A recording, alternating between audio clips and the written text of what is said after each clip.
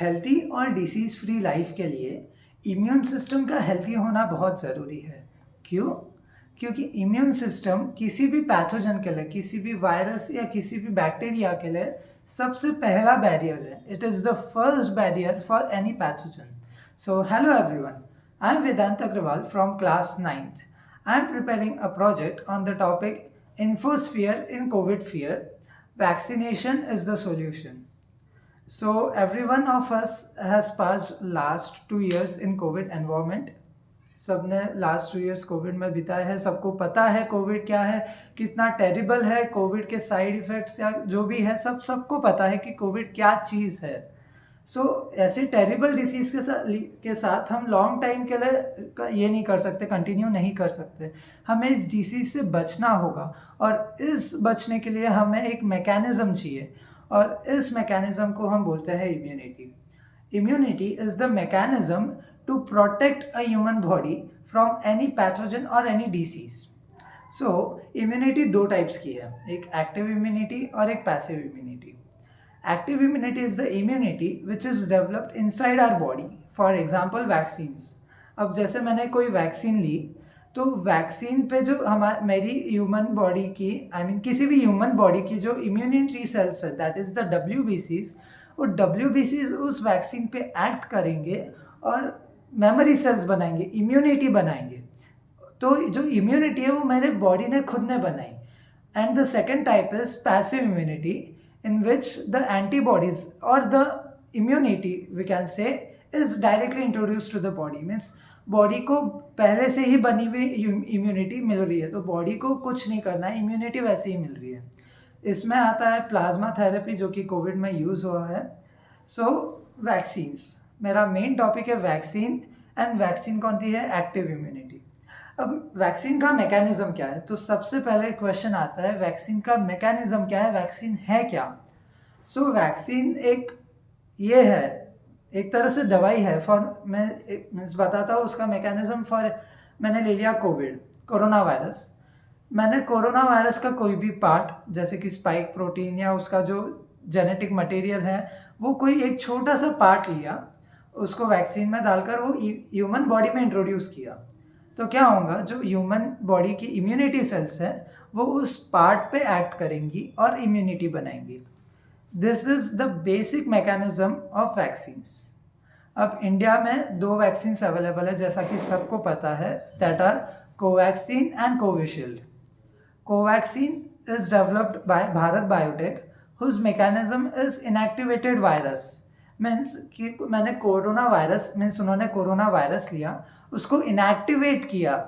Inactivate करना बोले तो मीन्स उसका जेनेटिक में कुछ चेंज किया ऐसा कि वो आगे जाकर कुछ कर ना सके। सपोज वो वायरस इनएक्टिवेट किया तो आगे कुछ कर नहीं सकता, ना ही वो डिवाइड कर सकता, ना ही कुछ हार्म कर सकता है।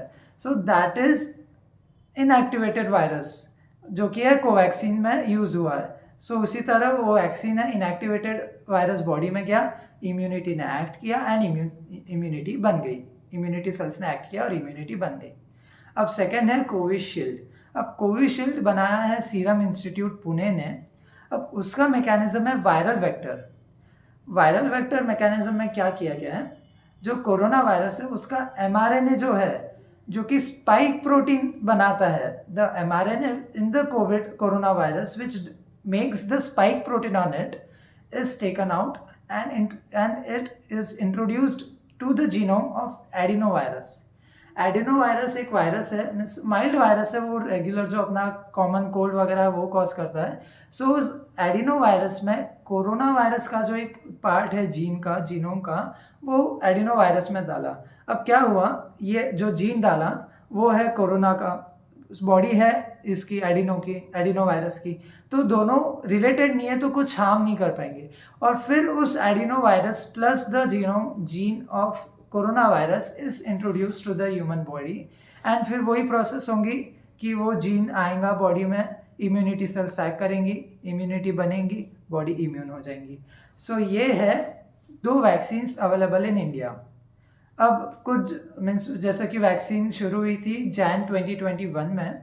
अब कुछ जनों ने वैक्सीन्स नहीं लिए, जैसे कि according to the current analysis 60% of the Indian population is vaccinated, but still 40% are not taking vaccines due to the misconception.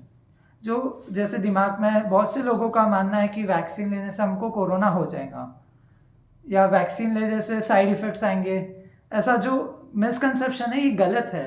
अब वैक्सीन लेने से कोरोना नहीं होगा, ठीक है, वैक्सीन लेने के बाद भी कोरोना हो सकता है। जैसे बहुत जनों को लगता है कि भाई मैंने वैक्सीन ले ली, कोरोना नहीं होगा, मैं कोरोना से बच गया, ऐसा नहीं है। अगर वैक्सीन ली है तो कोरोना आपको हो सकता है, पर जो उसकी सीवियरिटी रहेंगी वो कम होंगी। मीन्स वैक्सीन लेने का बेनिफिट ये है कि जो सीवियरिटी है वो कम है, इसीलिए वैक्सीन लेना ज़रूरी है। अब जैसे वैक्सीन के कुछ साइड इफ़ेक्ट्स आए हैं, जैसे कि फीवर, बॉडी एक, हेड एक, बट ये जो साइड इफ़ेक्ट्स है ये 1 या 2 दिन के हैं, 1 या 2 दिन से ज़्यादा ये साइड इफ़ेक्ट्स नहीं चले। तो जो साइड इफ़ेक्ट्स है वो कम है 1 या 2 दिन। बेनिफिट्स जो है कि आगे कोरोना सपोज हुआ तो उसकी सीवियरिटी कम रहेंगी, ये लॉन्ग टर्म है कि कभी भी कोरोना हुआ, कितने भी टाइम के बाद में अगर कोरोना हुआ तो उसकी सीवियरिटी कम रहेंगी। सो दैट इज़ कि बेनिफिट ज़्यादा है, साइड इफ़ेक्ट्स कम है। सो बेनिफिट ज़्यादा है इसलिए हमें वैक्सीन्स लेनी चाहिए। वैक्सीन लेने से कोरोना नहीं होगा, वैक्सीन से कोरोना की सीवियरिटी कम होगी, बॉडी इम्यून बनेगी कोरोना के लिए। And this is why I suggest you all to take vaccines to make yourselves immune to this coronavirus.